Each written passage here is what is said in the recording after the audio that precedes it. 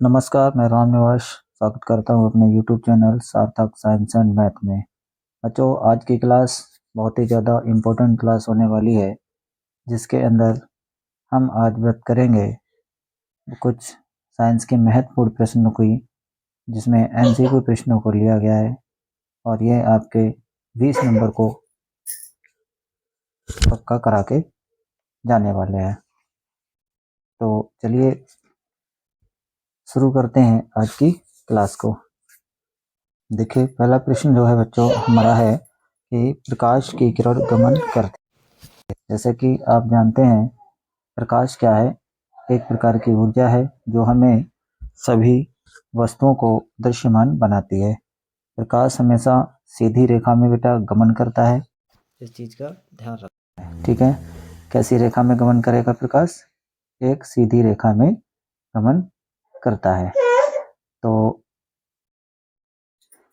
हमारे इस पहला प्रश्न का उत्तर क्या हो जाएगा? देखिए, सीधी रेखा में, क्या टेढ़ी रेखा में, किसी भी दिशा में, या इनमें से कोई नहीं। साथ ही साथ अपना स्कोर चेक भी करिएगा और लास्ट में कमेंट बॉक्स में बताइए कि कितने आपका सही जा रहा है।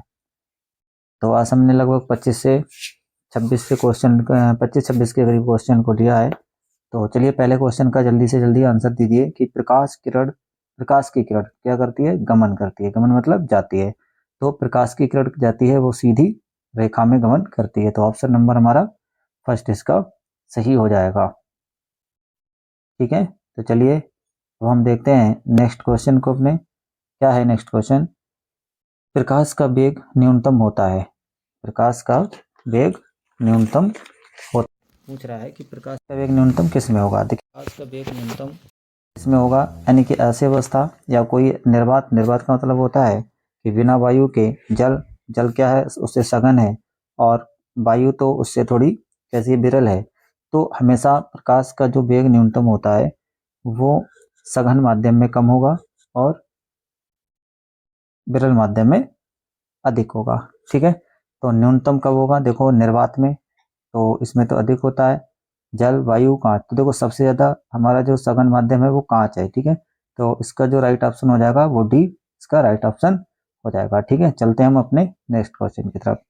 कह रहा है कि मोटर गाड़ी के चालक के सामने लगा रहता है, जो मोटर गाड़ियां चलाते हैं, ट्रक, बस, कंडक्टर जुड़ते रहते हैं, ड्राइवर के जो पास में मिरर होता है, जो शीशा होता है, तो वो दर्पण जो है किस तरह का होता है? क्या समतल दर्पण होता है? क्या समतल दर्पण होता है? क्या उत्तल दर्पण होता है? क्या अवतल दर्पण होता है? क्या उत्तल लेंस होता है? देखिए, लेंस की तो हम बात बिल्कुल ही नहीं करेंगे, लेंस तो हो ही नहीं सकता। ठीक है, तो डी ऑप्शन तो हो गया। फिर इसके बाद में हम दूसरा प्रश्न देखेंगे कि इसके अंदर, यानी कह रहा है अवतल दर्पण होगा, समतल दर्पण, उत्तल दर्पण। तो देखिए, उत्तल लेंस नहीं हो सकता, लेंस नहीं होगा, सिर्फ दर्पण ही होगा। अब बताना है, 3 ऑप्शन बचे आपके पास। ठीक है, तो इसमें कह रहा है कि समतल दर्पण। देखिए, समतल दर्पण का जो यूज किया जाता है वो अपना चेहरा देखने के लिए किया जाता है। इसका यूज कहाँ किया जाता है? चेहरा देखने के लिए। ठीक है, तो इसका यूज कहाँ करेंगे हम?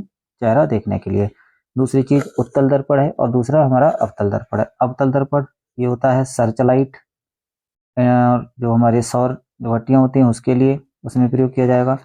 और तो इसका मतलब ये तो पहला ऑप्शन भी तो कट गया है ना। अवतल दर्पण की अगर हम बात करते हैं तो अवतल दर्पण जो होता है, हमारी जो टॉर्च आती है उसके जो दर्पण होता है उसके अंदर इसका यूज करते हैं। सर्च लाइट के अंदर इसका यूज करते हैं। और जो सेविंग वाली दुकानें होती हैं उन पर भी हम अवतल दर्पण का यूज करते हैं। तो ठीक है, ये भी ऑप्शन नहीं होगा हमारा। तो ऑप्शन नंबर बी हमारा is the right option of this question. ठीक है, तो क्या हो जाएगा? उत्तल दर्पण आपका सही हो जाएगा। चलते हैं बच्चों नेक्स्ट क्वेश्चन की तरफ। ठीक है, तो इस प्रकार से हमारा कौन सा सही है आंसर?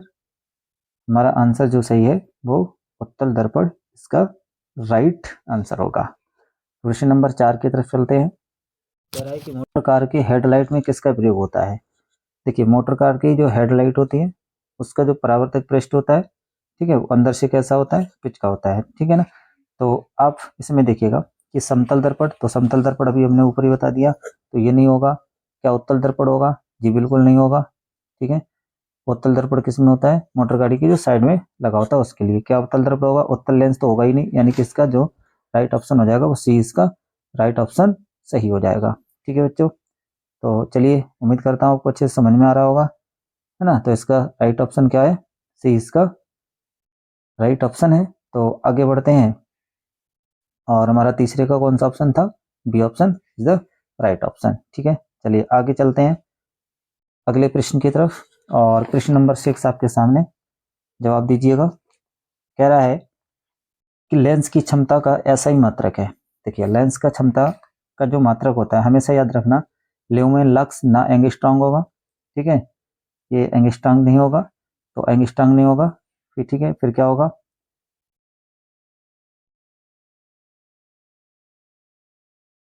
चलो बोलिए जल्दी से क्या होगा।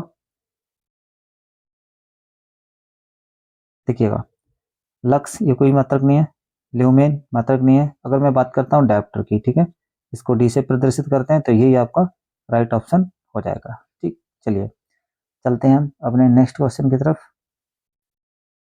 ठीक है ना, नेक्स्ट क्वेश्चन देखिए क्या है।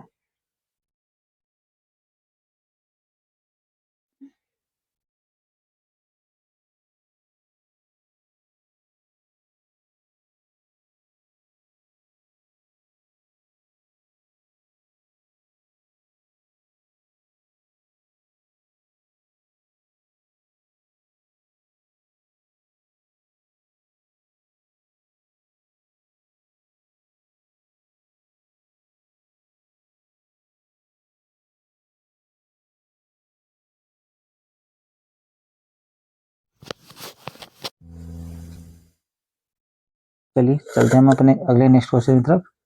तो आप नंबर क्यों मत देखिए, मैंने वो इंपॉर्टेंट क्वेश्चन को लिया है यहाँ पे, जो ज़्यादा इंपॉर्टेंट है आपकी परीक्षा के लिए। ठीक है, बीच के कुछ क्वेश्चन थे वो हमने हट गया उससे, तो उसको छोड़ते हुए आगे बढ़ते हैं।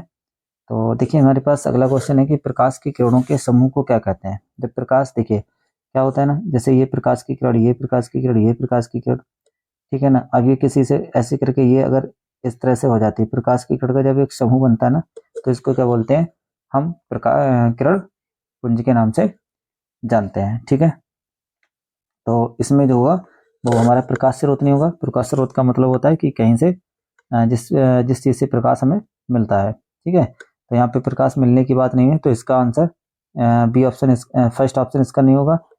ठीक है, प्रदीप्ति, प्रदीप्ति नहीं होगा, प्रकीर्णन नहीं होगा। ठीक है, इसका जो राइट ऑप्शन होगा वो हमारा B is the correct option of this question. चलिए बच्चों अगले क्वेश्चन पे आते हैं। कह रहा है उत्तल लेंस की क्षमता होती है। ठीक है, उत्तल लेंस की क्षमता होती है, क्या ऋणात्मक होती है, क्या धनात्मक होती है, क्या ए और बी, क्या दोनों हो जाएंगी, इनमें से कोई नहीं। तो देखो उत्तल और अवतल दो तरीके के लेंस होते हैं, तो ऋणात्मक और धनात्मक दोनों तो हो नहीं सकती। इसका मतलब ए और बी वाला ऑप्शन सी नंबर तो होगा नहीं। ठीक है, डी ऑप्शन भी नहीं होगा। अब दोनों बचे हैं, ऋणात्मक और धनात्मक। अब देखिए उत्तल लेंस कौन सा है, तो याद रखिएगा कि उत्तल लेंस के अंदर, ठीक है, उत्तल लेंस के अंदर जो हमारी क्षमता होती है लेंस की, वो कैसी मानी जाती है, धनात्मक होती है ना। तो फर्स्ट ऑप्शन नहीं होगा, इसका जो राइट ऑप्शन होगा वो बी वाला सही हो जाएगा। चलिए तो आते हैं क्वेश्चन नंबर 12 यानी कि 12 पे। कह रहा है अवतल लेंस की क्षमता होती है, अवतल लेंस की क्षमता होती है। देखिए यहाँ उत्तल लेंस की थी, वहां अवतल की, अवतल उत्तल लेंस की बात करें तो धनात्मक हो जाएगा, और अवतल लेंस की अगर हम बात करते हैं तो इसमें जो हमारा फर्स्ट नंबर ऑप्शन सही हो जाएगा, यानी ए इज द राइट ऑप्शन। ठीक है, नहीं होगा, सी नहीं होगा, बी नहीं होगा। चलते हैं अगले क्वेश्चन पे। क्या है, उत्तल लेंस को कहते हैं, उत्तल लेंस को देखिए, अगर बात करें आपसे ऑप्शन इनमें से तो कोई नहीं, इसको छोड़िए। अगर बात करता है अपसारी लेंस की, ठीक है, किसकी बात करता है, अपसारी लेंस की। अगर अपसारी लेंस की बात करता है तो इसको हम कहते हैं अवतल लेंस। कौन सा लेंस, अवतल लेंस। ठीक है, अगर आपसे पूछ लिया जाए कि अवतल लेंस को क्या कहते हैं, तो अपसारी लेंस के नाम से जानते हैं। तो हमसे पूछ रहा है उत्तल लेंस, तो इसका मतलब ये भी ऑप्शन नहीं है। कह रहा है कि द्वयोत्तल, देखिए द्वयोत्तल से कोई लेना देना नहीं है। ठीक, और इसको हम बोलते हैं अपसारी लेंस। ठीक है, तो इसका जो फर्स्ट ऑप्शन होगा वो इसका सही हो जाएगा। ठीक है, चलिए अब हम चलते हैं नेक्स्ट क्वेश्चन पे।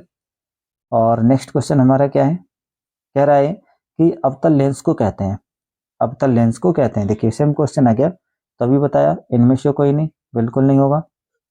फिर सी की बात करें और बी की बात, तो अभिसारी को भी हमने बताया, इसको क्या कहेंगे, ये उत्तल लेंस होता है, ठीक है, यानी कि इसका नाम क्या है, उत्तल लेंस नाम है, ठीक है ना, तो इसको हम उत्तल लेंस के नाम से जानते हैं। तो ये तो ऑप्शन होगा नहीं, ठीक है, बी वाला भी नहीं होगा, यानी कि इसका सही ऑप्शन हो जाएगा सी वाला, ठीक है। चलिए क्वेश्चन नंबर नेक्स्ट देते हैं कि निम्न में से कौन सा पदार्थ लेंस बनाने के लिए प्रयुक्त नहीं किया जाता। देखिएगा, निम्न में से कौन सा, देखिए जल, जल की बिल्कुल जरूरत पड़ेगी, जी हाँ जल की जरूरत पड़ेगी। कांच, बिल्कुल कांच का यूज होता है। प्लास्टिक, बिल्कुल होता है। देखिए मिट्टी का हमारे इसमें कोई काम नहीं है ना, तो यही हमारा कह रहा नहीं है, तो नहीं का आंसर नेगेटिव, यानी कि मिट्टी का प्रयोग नहीं होगा, यही आपका राइट ऑप्शन हो जाएगा, ठीक है। तो कौन सा, डी ऑप्शन इसका राइट ऑप्शन हो जाएगा। चलिए चलते हैं बच्चों अगले क्वेश्चन की तरफ। और अगला, हमेशा वस्तु किस दर्पण से हमेशा वस्तु से छोटा प्रतिबिंब प्राप्त होता है। कह रहा है कि किस वस्तु से किस दर्पण से हमेशा वस्तु से छोटा प्रतिबिंब प्राप्त होता है। तो देखिए समतल दर्पण, अभी हमने कहा समतल दर्पण का अगर बात करें तो समतल दर्पण में ध्यान रखना, इसमें जो वस्तु होती है ना, उस वस्तु के समान प्रतिबिंब बनता है, ठीक है, कैसा बनता है, समान, ठीक है। तो इसमें क्या जाएगा, इसमें क्या रहेगा, समान प्रतिबिंब बनेगा, ठीक। अब कह रहा है छोटा बनेगा, तो बात करें अगर बात यहाँ पे करते हैं मैं अवतल की, तो अवतल में देखिए क्या होता है कि छोटे की जगह पे हमेशा बड़ा प्राप्त होता है। कैसे प्राप्त होगा, बड़ा। कोई नहीं का आंसर, यानी कि इसका जो राइट ऑप्शन हो जाएगा वो कौन सा हो जाएगा, बी, ठीक है। तो बी इसका कैसा हो जाएगा, ऑप्शन हो जाएगा, यानी ऑप्शन नंबर बी इसका सही है, उत्तल दर्पण, ठीक। चलिए उम्मीद करता हूँ आपको आज का क्लास अच्छा लग रहा होगा, तो क्लास अगर अच्छा लगे तो उसको लाइक और सब्सक्राइब करें।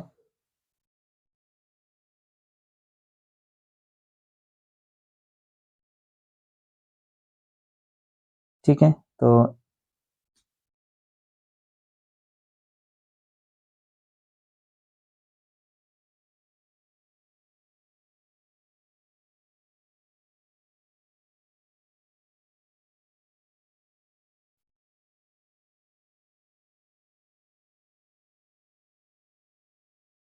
चलिए देखते हैं अगले क्वेश्चन पे। 20वां क्वेश्चन है कि फोटोग्राफी कैमरा का अविदृश्यक होता है, कि जो फोटोग्राफी हमारा कैमरा होता है जिससे हम फोटो वगैरह खींचते हैं, तो उसमें भी बात कर रहा है कि फोटोग्राफी जो कैमरा होता है उसके अंदर का जो अविदृश्यक होता है वो कैसा होता है, क्या उत्तल लेंस लगा होगा, क्या अवतल होगा, उत्तल दर्पण होगा, तो देखिए दर्पण का कोई काम नहीं, ठीक है, दर्पण का काम नहीं होता है। चलिए वो तो कट हो गया, बचा उत्तल लेंस और अवतल लेंस। तो हमारे अंदर जो कैमरा रहता है या फिर जो फोटोग्राफी जो कैमरा काम करता है उसके अंदर लेंस होता है, और बताइएगा कौन सा लेंस होता है। तो इसके अंदर जो हमारा उत्तल, फर्स्ट ऑप्शन इसका सही हो जाएगा, ठीक है, ये नहीं होगा। आगे आते हैं कि साइड मिरर के रूप में प्रयुक्त होता है। तो साइड मिरर यानी कि जो ड्राइवर लगाते हैं, अपने जो ड्राइवर होते हैं तो वो अपने जहाँ पे ट्रक चला रहा है तो उसके सामने पे एक क्या लगा रहता है, साइड मिरर के रूप में एक दर्पण युक्त होता है, तो उस दर्पण का आपको नाम बताना है। तो ये क्वेश्चन हम पहले भी करा चुके हैं, रिपीट हो रहा है, बस थोड़ा सा घुमा दिया है, साइड मिरर के नाम से दिया, वहां पे पीछे का दृश्य देखने के लिए भी बोल सकता है। चलिए कहता था, तो यहाँ पे साइड मिरर के रूप में किसका उपयोग करते हैं बेटा, बोलिएगा जल्दी बोलिए। यानी कि ऑप्शन नंबर देखिए, अवतल दर्पण नहीं होगा, यानी कि उसका बी ऑप्शन इसका सही हो जाएगा, है ना, इन दोनों को नहीं लगाना है, ये दोनों नहीं हो सकते। तो देखिए 22वां क्या है कि एक अवतल दर्पण की फोकस दूरी 10 सेंटीमीटर है, एक अवतल दर्पण की फोकस दूरी 10 सेंटीमीटर है, तो उसकी वक्रता त्रिज्या क्या होगी। अवतल दर्पण की फोकस दूरी कितनी है, 10 सेंटीमीटर है, तो उसकी वक्रता त्रिज्या क्या होगी। देखिए फोकस दूरी जो होती है उसको हम एफ से डिनोट करते हैं, तो इसने एफ बराबर कितना दिया है, 10, ठीक है। कह रहा है उसकी वक्रता त्रिज्या, तो आर निकालनी है, तो आर कितना होता है, फोकस दूरी का दुगना होता है, ठीक है। तो आर बराबर 2 गुणा एफ, एफ का मान कितना है 10, एफ का मान कितना है 10, तो 2 की गुणा किससे कर देंगे, 10 से, तो 2 ढाई 20, यानी इस तरह से हमारा जो राइट ऑप्शन हो जाएगा कौन सा, 20 आ रहा है आंसर। तो इसका मतलब राइट ऑप्शन हो गया हमारा B is the correct option of this question. चलिए अगले के क्वेश्चन की बात करते हैं। हमारा नेक्स्ट क्वेश्चन क्या है तो नेक्स्ट क्वेश्चन हमारा 23 कि निर्गत किरण एवं अभिलंब के बीच के जो कोण को क्या कहते हैं। देखो निर्गत किरण है और उस जो अभिलंब होता है, जैसे ये है, यहाँ से एक किरण आई और ये निर्गत हुई इस तरीके से, ठीक है, ये अभिलंब है, इसको हम क्या कहते हैं, अभिलंब कहते हैं, ठीक है, इसको हम अभिलंब कहते हैं। इसको आपतित किरण और ये परावर्तित किरण होती है, निर्गत किरण होती है, ठीक है, और ये अपवर्तन होता है इसे, ठीक है, तो ये वाली निर्गत किरण हो गई हमारी। तो ये कह रहा है निर्गत और अभिलंब के बीच में जो कोण बनेगा तो उसको हम कौन सा कोण बोलेंगे, निर्गत कोण बोलेंगे, ठीक है। आपतन कोण बिल्कुल नहीं, परावर्तन कोण नहीं, यानी निर्गत कोण इसका, यानी कि सी वाला ऑप्शन इसका सही हो जाएगा। तो चलिए, ठीक है, तो इस तरीके से हमारा कौन सा ऑप्शन सही हुआ, तो इस तरीके से हमारा जो ऑप्शन सही होगा वो हो जाएगा निर्गत कोण, ठीक है, right option of this question, है ना। 22 का कौन सा हो गया पता है ना, 20, ठीक। चलिए चलते हैं अपने नेक्स्ट क्वेश्चन की तरफ। कहता है कि सरल सूक्ष्मदर्शी में किसका उपयोग होता है। सरल सूक्ष्मदर्शी से में जो है किसका प्रयोग किया जाता है, क्या अवतल दर्पण, क्या उत्तल दर्पण, क्या अवतल लेंस, क्या उत्तल लेंस। जी बिल्कुल, देखिए दर्पण का काम नहीं होता है, दोनों दर्पण तो होंगे नहीं, तो दर्पण का काम नहीं है, तो इसका मतलब दर्पण नहीं होने हैं, ठीक है, ना उत्तल दर्पण ना अवतल दर्पण, दोनों कट जाएगा, ठीक है ना, तो ये दोनों के नहीं होंगे। चलिए अब आती है बात अवतल लेंस की, क्या अवतल लेंस होता है, क्या उत्तल लेंस होता है। तो इस प्रश्न का जो उत्तर होगा वो होगा आपका डी, ऑप्शन नंबर डी, ठीक है। तो इसका ऑप्शन का जो आंसर होगा वो कौन सा होगा, डी सही हो जाएगा। चलिए आते हैं नेक्स्ट क्वेश्चन पे। किस लेंस के द्वारा सिर्फ काल्पनिक प्रतिबिंब बनता है। प्रश्न क्या है कि किस लेंस के द्वारा सिर्फ काल्पनिक प्रतिबिंब बनता है। तो काल्पनिक प्रतिबिंब देखिए कौन बनाता है, काल्पनिक जो प्रतिबिंब बनता है वो सिर्फ आपका अवतल के द्वारा बनता है, अवतल लेंस के द्वारा बनता है, ठीक है। तो इसका ऑप्शन नंबर बी सही हो जाएगा। परावर्तन के नियम से निर्धारित होता है। देखिए परावर्तन के नियम की अगर हम बात करते हैं तो हमारे पास क्या है, ये लाइन होती है, तो हम देख लेते हैं थोड़ा सा परावर्तन से रिलेटेड नियम। जैसे हमारे पास क्या है, एक लाइन है, ठीक है। अब परावर्तन जब होगा तो इस तरह से कोई प्रकाश की किरण आती है और इस तरह से वो निकलती है, ठीक है, निर्गत होगी। तो इस कंडीशन में आप देखेंगे कि जिस जिस एंगल से आती है, ठीक है, यहाँ पे क्या रहेगा आपका, एक ये अवलंब होता है, इस वाले एंगल को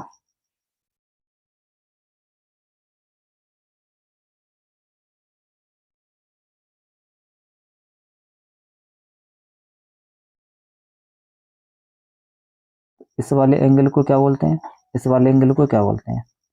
तो देखिए ये जब आती है किरण तो ये आई, ठीक है, मैं कलर चेंज कर लेता हूँ जिसके आपको सही से दिख जाए, ठीक है। तो देखिए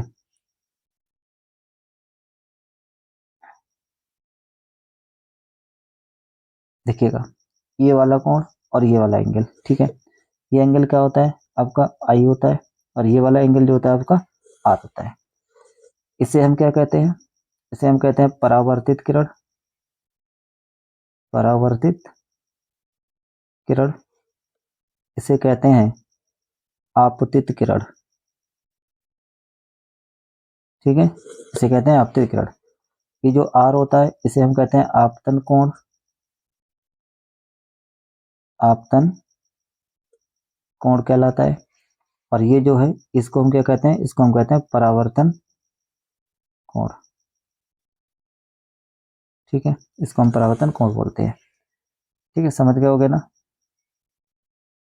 ठीक है, तो इसको याद रखना है।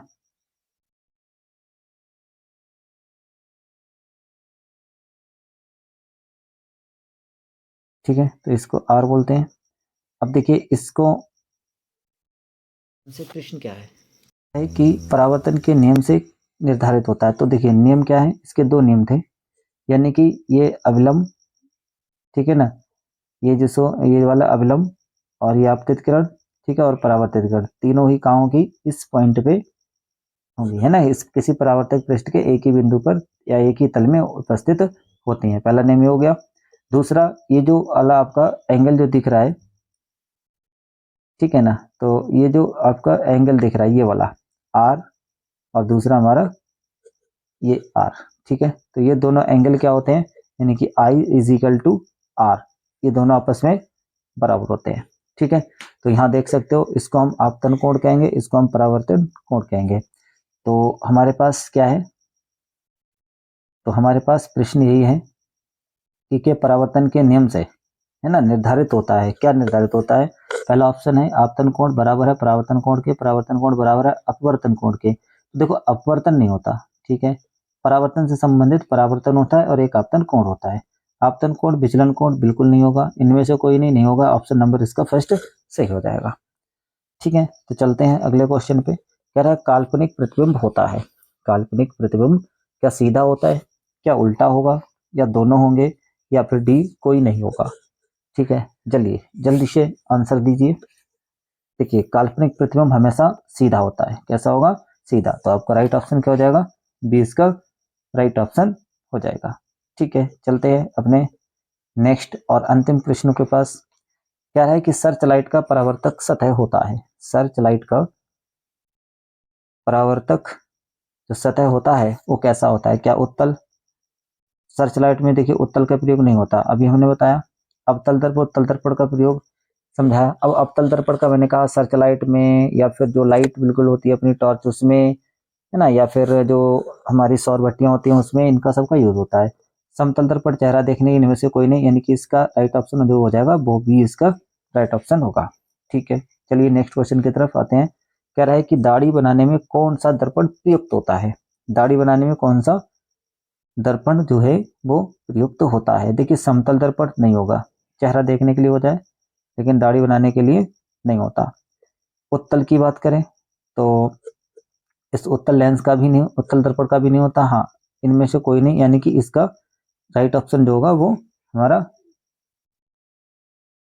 क्या हो जाएगा, सी वाला ऑप्शन इसका सही हो जाएगा, ठीक है। तो आई होप, आशा करता हूँ आपको ये क्लास बहुत अच्छी लगी होगी। तो ऐसी ही एमसीक्यू वीडियोस, एमसीक्यू क्वेश्चन के लिए हमारे चैनल को सब्सक्राइब करें और जुड़े रहे हमारे चैनल के साथ में। मैं आपको आज से 20 या 15 क्वेश्चन की डेली, ठीक है, 20 या 15 क्वेश्चन की डेली जो है आपको टेस्ट सीरीज लेता रहूँगा, और इससे आप अपने बोर्ड एग्जाम की ओमार बेस्ड 20 नंबर की परीक्षा को 100% अच्छा कर पाएंगे। अगर हमारी वीडियो पसंद आई हो तो हमारी वीडियो को लाइक करें, सब्सक्राइब करें और ज़्यादा से ज़्यादा अपने दोस्तों में शेयर करें। Thank you watching for this video.